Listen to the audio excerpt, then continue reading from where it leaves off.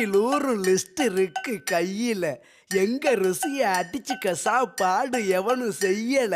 8 ஊரு எச்சில் ஊரும் லிஸ்ட் இருக்கு கையில. எங்க ருசிய அடிச்சுக்க சாப்பாடு எவனும் செய்யல.